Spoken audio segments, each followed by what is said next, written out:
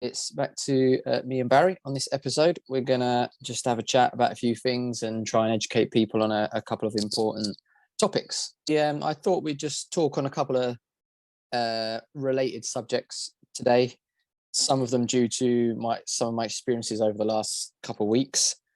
A number of things of interactions and personal experiences myself. So we're going to talk a bit about sugar and then a bit about kind of insulin and diabetes and kind of the causes of that.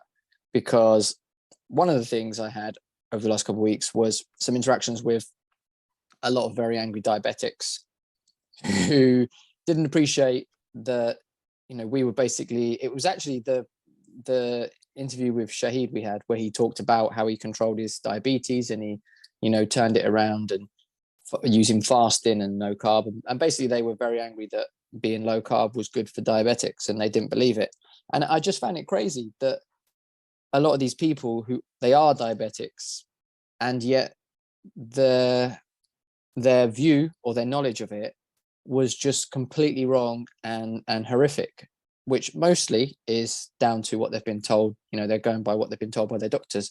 And it's just terrible. They basically were trying to say that carbs were essential for them, that if they would die without carbohydrates, they had to eat carbohydrates, and saying that no one would accept that carbohydrates cause diabetes. So that's type 2 we're talking about.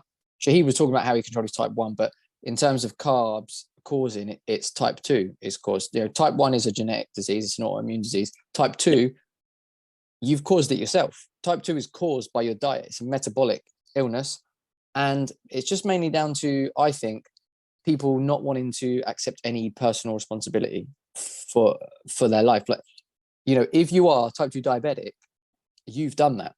You've caused it. The good side of it is that you can also fix it.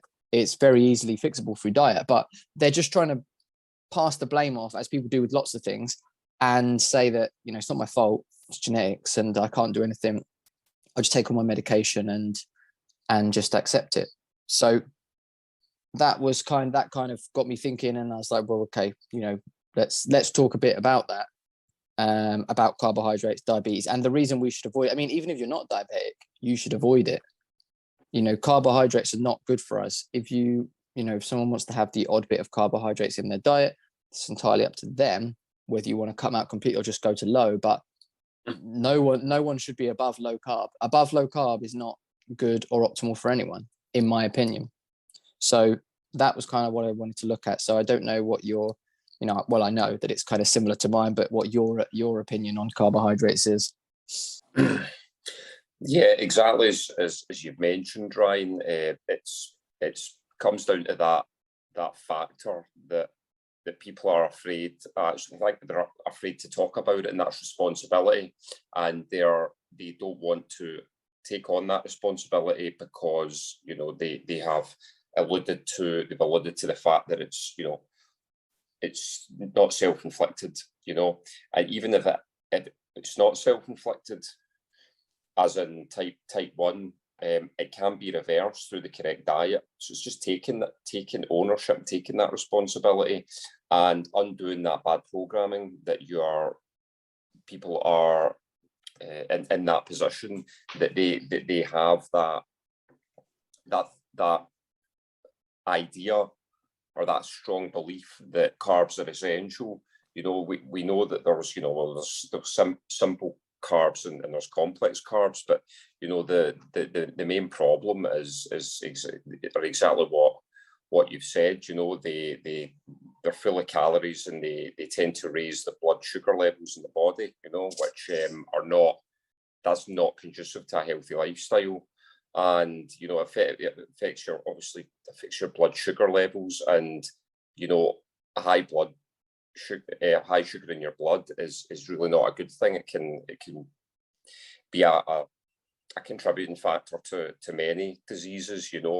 Hyperglycemia, for example, can put you at risk of diabetes, is what we've been talking about. So continuing to go down that route is just going to perpetuate the problem.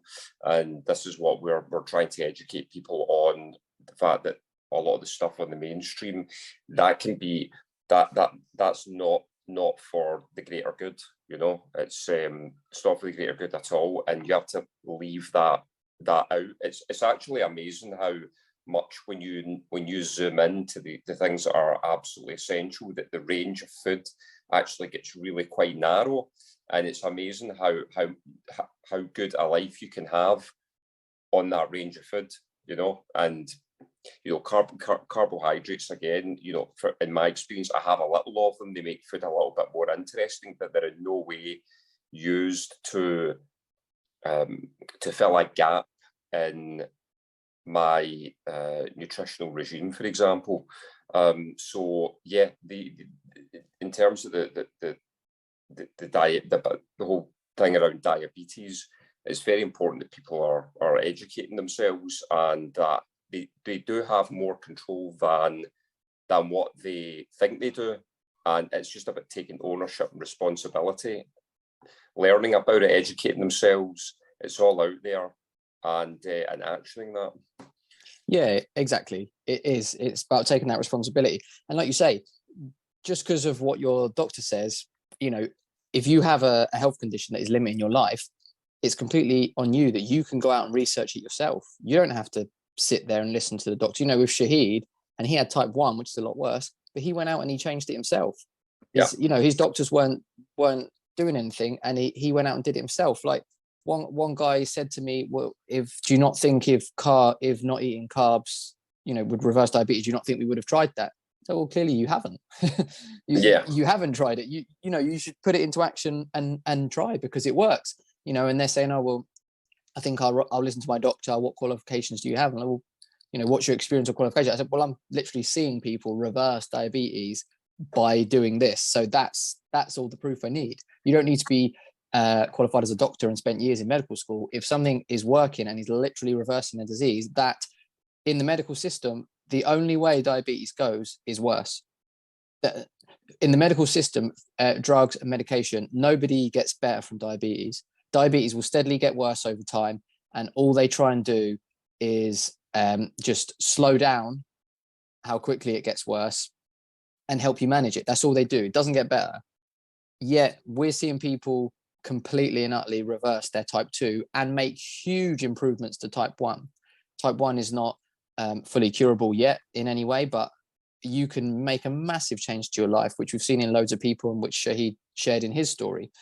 And you just have to take some ownership, some responsibility, look into it, and actually give something a try. I can guarantee you that none of those people have ever tried to firstly research it themselves, and secondly to actually action any of it.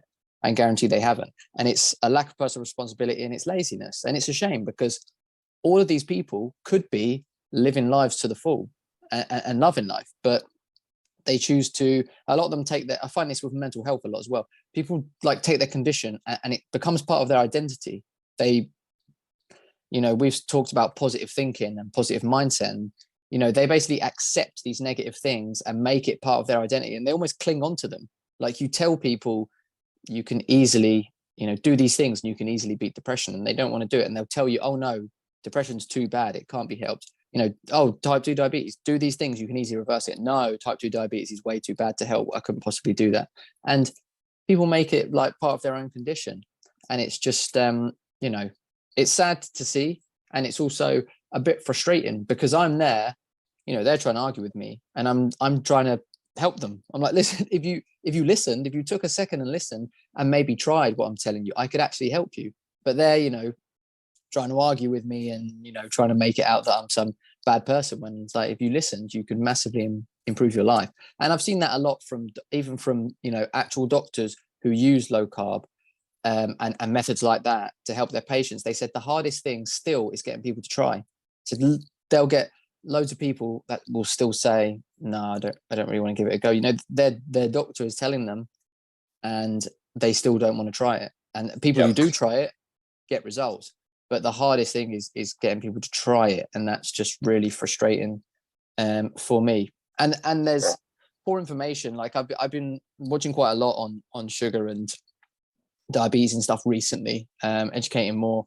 And there's even things as simple as, I was saying to them about how there was a post we had as well about, we did an episode a while back where we talked about the guidelines from the American Diabetes Association, where it was basically all carbs. And they couldn't even understand how the guidelines were pure carbs, because stuff on there is, it's not all called carbohydrates. There's like, whole grains and starchy vegetables. And so they don't think that's carbs, but it is. And people think that starchy foods are not as sugary, but they are, because starch is how plants store sugar in them. They can't store glucose as glucose, so they store it as starch. But in your body, when your body breaks down starch, it just goes back to pure glucose. So they're super sugary. Eating starchy vegetables is the same as just having a bit of sugar, a bit of table sugar. And people just don't understand all these things, and it's sad. It really is sad, and that's why we're trying to educate and help people, and ending up them arguing with us. Yeah, you know the old saying, you can take a horse to water, but you can't make it drink. So I think that's very much relevant to this situation, this dynamic that you have online with these people who are diabetic, and they're not willing to take that they're not willing to be enlightened by the truth at all. It's almost like a bit of cognitive dissonance, and that they can't undo that, all that programming that's been built up in them, that image, the self opinion, the self image, effectively, that they've built up. They're almost too far gone to try and reverse that. But yet, if they did just do it gradually, bit by bit, improvements that they would make, they'd make huge improvements that would really help their condition, like, massively. It's excess sugars. It's very dangerous, because another thing that it does is that it attaches to proteins in your bloodstream, and that creates harmful molecules, like AGEs, advanced glycation end products. So when they're created, they do exactly as they sound, exactly how they sound. They age your skin, they damage collagen and, the protein fibers that help keep your skin firm, for example. So it even affects your outward appearance, as well as your internal workings, your internal organs, the damage that it does to the liver as well. So, it's you can actually spot it, that when you're walking around and you can see people with like really red skin and they're overweight. That's like the body crying out for help, for nutrition. That's what I see. They're able to walk around and function, but it doesn't mean that they're actually healthy, because they can get up every day to day and actually function. They're not. The overwhelming majority of people are.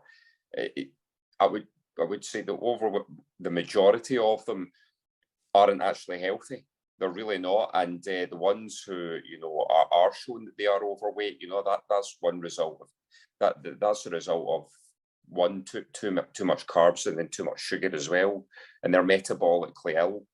And the red skin is just another it's another sign of that. It's their body crying out for help, for nutrition. And that's what high sugar does. It damages the protein fibers that keeps the skin firm and youthful, and then you end up with wrinkles in your complexion. So it's not just internally in your body that's causing damage. It affects your outward appearance as well. And then a lot of people will try and fix that by going down the route of having some sort of treatment, and all these treatments are really very expensive, Botox, anti-aging, all that, when it can actually be done naturally by changing your nutrition and making sure that you cut out a lot of the bad stuff and try and adhere to a fasting window, So yeah, you're spot on, Ryan, in terms of that. There's so many dangers to the body, with excess sugar, and of course carbs is, just that's an enabler, if you will. Yeah, absolutely. Yeah, and like you say, that eating you mentioned before about it makes it so much more simple when you eat in a proper diet. It brings down the range of foods, and in terms of cost, like you said there, all these products and things that people could try, you could do it naturally. Instead, all those medications, like healthcare is free, is free in the UK, but you've got to pay for prescriptions and other stuff. And you don't have to be paying for any of that. You could just eat properly, and you don't need any of that. And so, even if you say, oh, well, meat's slightly more expensive than some other food, you're going to be saving money overall because of all this other stuff that you no longer need. And then I heard a really interesting thing. I was listening to, I think it was a podcast with Robert Lustig, and he said about that from research they did, the average amount of times you needed to introduce a savory food to a child for them to accept it was 13 times. And the average amount of times you needed to introduce a sweet food to a child for them to accept it is once. Because sugar is an addictive substance, and it's, we need to be so careful of it. And it just proves that with the kids, like this savory foods, you've got to give it to them and get them used to it. Sweet food, bam, once, and they're hooked on it, and they want it. And that's why, with kids, if you can start them off on the right diet, is helpful. Once they've started on that diet of pure sugar, it's hard to get them back.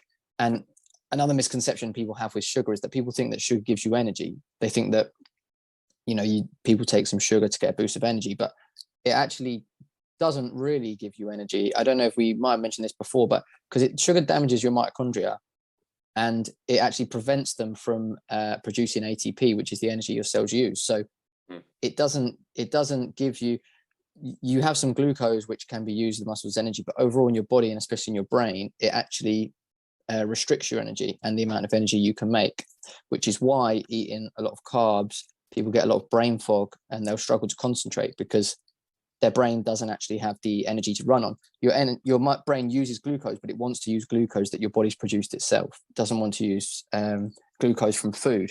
And yes, yeah.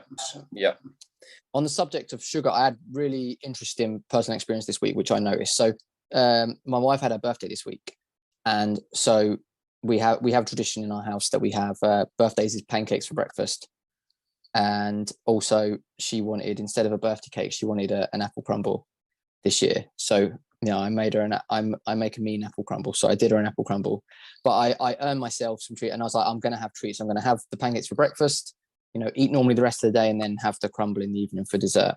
And so I noticed a couple of things. So the first thing I noticed was, in the morning, at the moment, my routine right now, I'm just doing this thing. I don't even, I do press ups and squats every morning, just a certain amount. It's just the kind of exercise routine I'm doing at the moment. And I've done 3/4 of them before, while I was cooking the pancakes, and then mine were ready. So I ate mine, and I finished my squats after I had one more set of squats. Every time I squatted afterwards, my knee hurt. Every time, from after eating that sugar. And before, it didn't hurt. Any other days, it didn't hurt. Like just from eating that sugar, it hurt every time. Then also, through the day, we went out for that. I didn't work on her birthday. We went out. We went and played crazy golf with the kids and had fun. But I felt more stressed than normal. I used to, better now that I'm eating properly, but before, with work and business and lots on, when I get really stressed, I can kind of feel this tightness up the side of my face. And I haven't had that for a long time. And I had that in the afternoon, and no real reason for me to be stressed either. And then in the evening, when we got back and we had the crumble, which was delicious, but after having it, I couldn't stay awake past like 10. I was asleep by 10. And normally I'll be going to bed really late. I've got to try and get in a habit of going to bed earlier, like 11:30, 12. Maybe I'll be in bed. I couldn't stay awake past 10. And that was just the things I noticed from having sugar through the day. And that doesn't happen on any other days. So it just really...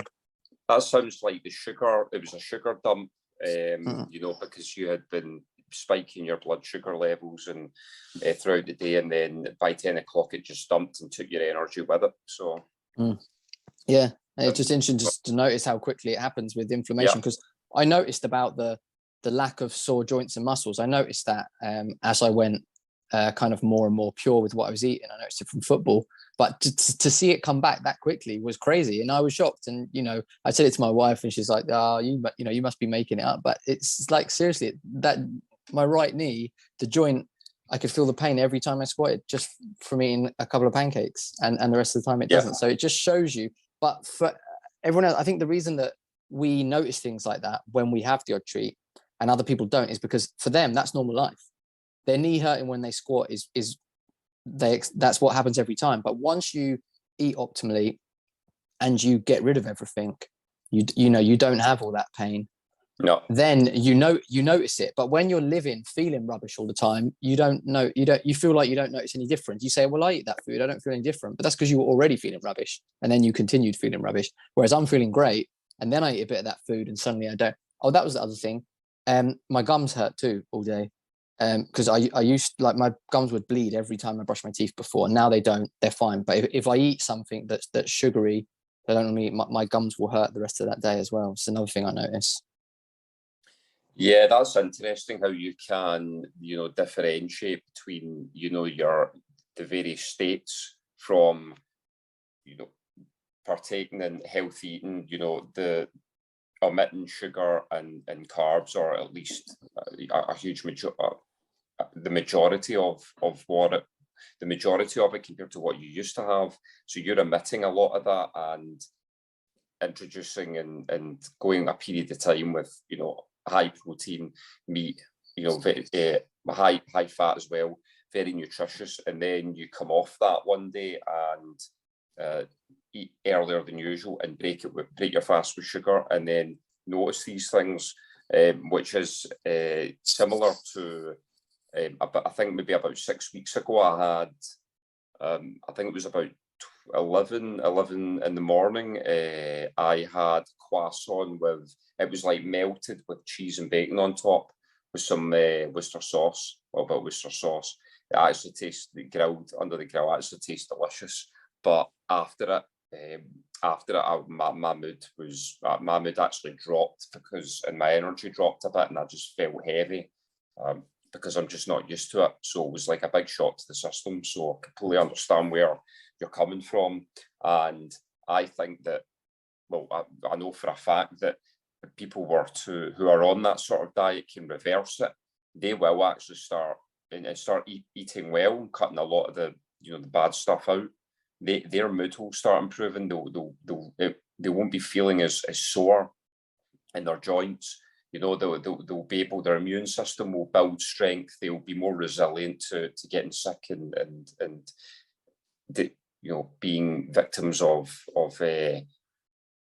health issues. They'll just be a lot more resilient. They'll have a far stronger constitution. Then they'll notice that it's all linked to nutrition, and they don't need to go and ask for pills all the time and go to the hospital and all of that. I mean, I thought of this the other day. If even 40% of the adult population were just to not have their cereals and porridge in the morning and instead do 50 push-ups and go to work and don't eat for at least 4 hours after you've woken up, I think it would substantially improve even that change alone would go a long way to improving the general health of the populace.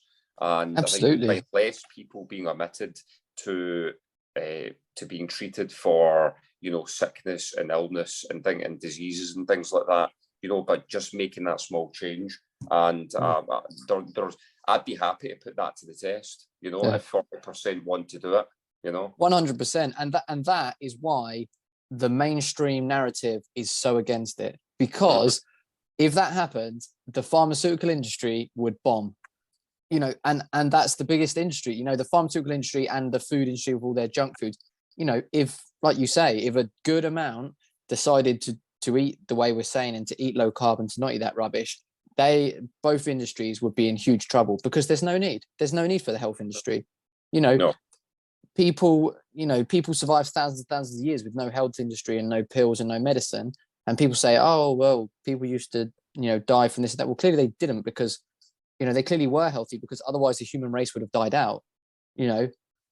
yeah, someone could get sick and have an accident and die sometimes, like within the animal kingdoms. But, humans clearly survived and thrived because the populations were growing and growing and growing without any need for a health system. So if we ate right, there would be no need for a health system. You don't have a health system in tribes that are still live kind of without much contact to the world, and they're fine. And so, it would destroy. That's why it's so badly pushed against us. And, the meat is bad is pushed and plants are good. And, they all this stuff pushed against low carb, and people end up believing it because it would destroy their business model. Yeah, 100%. And that's what it's all linked to. It's linked to big corporations, money, control over people. And people have they've got to make better choices, and that's exactly what we're trying to push out. I mean, the need for there's really no need for I think that's proven that there's very little need for vegetables when you actually have all your nutrition from meat-based foods. How did the Eskimos and people survive during the Ice Age when you couldn't grow any vegetables? Well, they done it by eating lots of meat. And that's proven. That's part of history. So when there were no plants around, we resorted to hunting and hunting animals and getting all the nutrition from there. So just going back on a point you made about the kids and the younger generation and that about how they're more than ever addicted to things with containing high levels of sugar. I saw quite a disturbing TikTok video that all these kids were asking when this particular, it was an energy drink called Prime, I think. Yeah. They were all rushing into the shop to try and get the last few cans of Prime because apparently this stuff just tastes amazing, and but they were all practically like raiding the shelves. It had that much of a pull on them, and they have no attention span now whatsoever. They're completely bought into that. They operate on that now, and it's got high levels of taurine in it, which is a really, really unhealthy substance. It does all sorts of things in your body that damages your body and damages your health. So people are putting that out there, and a lot of people will see the funny side, but that's the next generation, so if they're not being educated on how actually dangerous these drinks are, but the marketing, if you will, has such a pull. And it's not that we're saying you can't ever have this again. It's pick your times and make sure that the core and the overwhelming majority of your diet is correct, and then you can afford to have a little bit of sugar, a little treat, or an energy drink or a chocolate or something, So it's not that we're trying to exterminate that completely. That's not the case. It's about picking your times and getting the basics right first. So but yeah, that was just one example of how addictive these things can be. Yeah, exactly. Yeah, and that's that Prime, I think it's Logan Paul and KSI, I think it's their product. So being YouTubers, they've got kids going nuts about it. But yeah, I saw that as well, and it's pure poison, that drink. If you look, I mean, we should put up an ingredients list for an episode and go through it. But it's just pure poison, and parents are rushing out to get it for their kids as well. Like, regardless of whether your kid's saying they want it because they've seen it on YouTube, as a parent, have a look at it and be like, do I really want to give that to my kids? Like, just educate yourself on stuff. Like, there's a thing with so seed oils and vegetable oils. Planes. Recently, there was they flew an aeroplane across the Atlantic on the vegetable oil. So it's basically can be used for fuel for a plane, and yet we're putting it in our bodies. That should be a sure sign not to be putting stuff like that in your body. Yeah, 100%.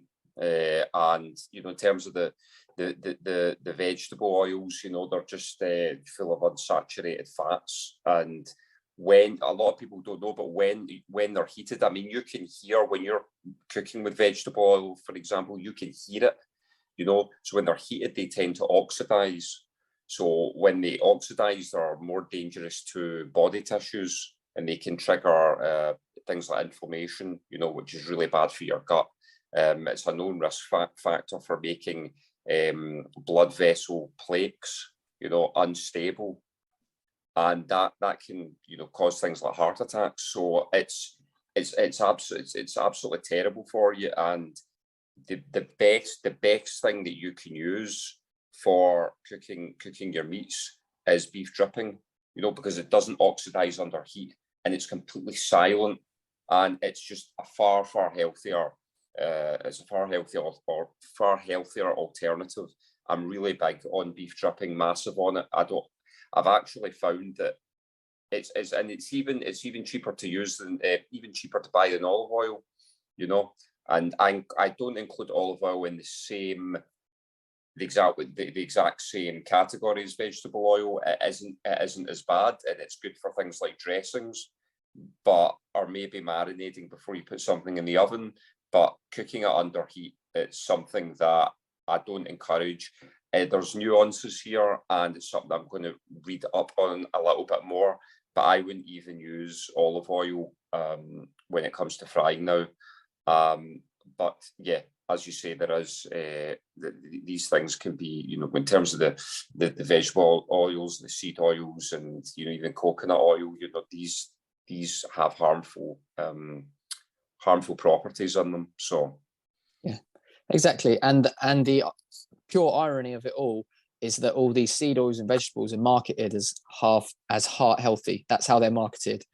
They're not heart healthy at all. They're terrible for you. There's nothing in them that's good for you. It's all pure poison. And like you say, when they're cooked with, it makes them even more poisonous when they're oxidized. You only want to cook with animal fats if you're going to cook with anything, you know, like you said, beef dripping, tallow, ghee, you know, things like that. Fine to cook with. From but bone broth, vegetable oils and seed oils you want to steer clear from. There's very, very clear correlation over the last 70 or so years of the amount of sugar going up that's consumed, the amount of seed oils going up massively that's consumed, and the amount of illness going up. All three of them in huge correlation. Whereas things like meat, which people try to blame, has actually been going down while all this stuff's been going up. Meat and fat and cholesterol has been going down. So if you actually look at the data rather than just believe in what you're told, it's very clear to see that things like this are causing these issues, you know, and things like, you know, cardiovascular issues, which people try and say is meat and saturated fat, but it's not. It's caused by sugar mainly. You know, seed oils and things have an effect as well, but insulin resistance is the main cause for a lot of things. I was watching a podcast recently. Now I can't remember who it was. It might have been Robert Lukin again, or Robert Service, but they were talking about basically insulin resistance appears, or kind of, you know, represents different conditions in different places. So insulin resistance in the liver is type 2 diabetes. Then you could get insulin resistance of the reproductive system, is what PCOS is in women. So that's fully reversible by diet too. Cardiovascular disease is a manifestation of insulin resistance within the cardiovascular system. Alzheimer's is a manifestation of insulin resistance in the brain. And that's Alzheimer's is actually now referred to as type 3 diabetes, which again, I think we've mentioned before, because it's known that it's caused by insulin resistance. And the main cause of insulin resistance is a fatty liver, which is impossible for that to be caused by meat. The only thing that can cause fatty liver is carbohydrates and sugar and a high blood glucose, which causes the fat to build up in the liver, and that also spreads to the pancreas and prevents the insulin from being stored there and affects the cells from producing it properly, and that's what leads to it. And it's physiologically impossible for meat to cause that. It's physiologically impossible. It can't. There's no way. No scientist could try and explain how that could happen, because it couldn't. So, you know, people don't need to be scientists, but they just need to, use some common sense, and as we've said a lot, a bit of personal responsibility to look into stuff themselves and make, as we say, better decisions, and use critical thinking to, don't take everything you hear, look into it, and is that actually right? Double check it. Yeah, for sure. And just to mention what another thing in terms of the taking the personal responsibility and being just being open to hearing the actual evidence, the actual truth that mainstream tries to keep from you, because that is what they do. They do want you addicted to sugar, and they don't want you to be a critical thinker. They don't want you to have a strong constitution, a strong body, and a strong mind, because that leads to critical thinking. When you're a critical thinker, you have a sense of you have a sense of freedom and responsibility to yourself, that you can make your own decisions, and that doesn't support their agenda at all. So everyone, and obviously with myself, I'm very conscious of all the decisions that I make, and I always see all the different points of view. But a lot more people need to get on that, need to get into that sort of that mentality, because it's not just going to affect them; it's going to affect their kids as well. And the thing is, it really doesn't have to be that complicated or even expensive. I mean, if you can imagine how much people spend on a weekly basis on Just Eats, I mean, with the amount of cyclists that you see out delivering these things, it's a fantastic business model, but it's absolutely horrendous for people's health. I mean, we're talking about 15, I'd say on average 15 to 20 pounds every Just Eat. And think if somebody has a Just Eat twice a week, including delivery, that's between 30 and 40 pounds, which is about 160, 100, that's potentially 150, 160 pounds a month.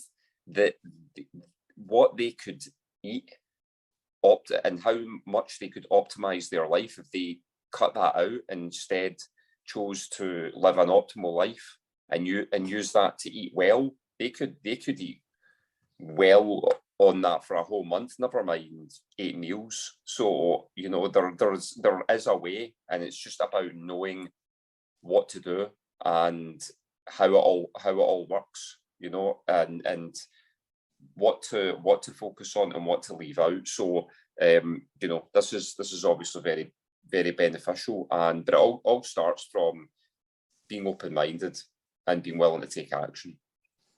Absolutely. Yeah. People need to be open-minded. I mean, the reason we got to where we are is because we were open-minded. I used to think the same as the majority of people do. And I was open-minded to being wrong. And through my experience and through what I saw and what happened to me and to others, I began to realize that actually I was wrong and search for the truth. And, that's what you have to do, is be open-minded. And like you said, the amount of money people are wasting eating all this absolute rubbish makes them feel worse. For just £15 a month, you can sign up to our membership platform on Patreon, and you can learn how to eat optimally. So even if you dropped one takeaway in a month, £15, and you can learn how to become optimal and eat optimally, and just to improve your life so much. People don't understand until you do it. You don't understand how much your life will change by changing what you eat. Okay, I didn't understand how much it would change, and I wasn't in bad health to begin with, but still it changed massively. And some of the people we see, like, it's life-changing for people. And just £15 a month can get you access to education to teach you how to do that yourself. So that to me is good value for money. And just think of it as that way: one takeaway less, you're being healthier, plus you're giving yourself the education to be able to become even healthier. Yeah, it's a no-brainer, Ryan. Exactly. So people, get signed up. There's more content going on every week. We've got bonus stuff from guests on the podcast. So Sam, the farmer, was on last week. He did some bonus questions with us about the best ways to cook beef.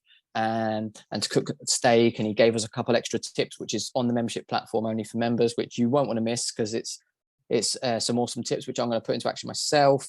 There's some exercise videos on there, some mobility demos, there's education on what you should be eating, what you shouldn't be eating, and there's going to be more going up every week. So everyone get signed up there. It's incredible value for money. Less than one takeaway will get you on there, get you educated. I think that's pretty much it for this week. Thank you again for joining me, Barry. Always a pleasure, Ryan, and look forward to the next one. We've got, we'll have a really exciting few guests coming up soon for the podcast. Stay tuned. Yeah, definitely. Yeah, we've got some great guests coming. Plenty of stuff happening. So be back next week, everybody. We will see you then, and let's get optimal together. Hey guys, thank you so much for tuning into the show. I really hope that you enjoyed it. If you have any questions or topics you'd like us to cover on the podcast, or you'd like to appear on it, then please contact us at hwpoduk@gmail.com, on our website, which is healthwealthuk.com, or on any of our social medias, which are at hwpoduk. Please make sure you like, subscribe, share it with all your friends and family, and we will see you next week.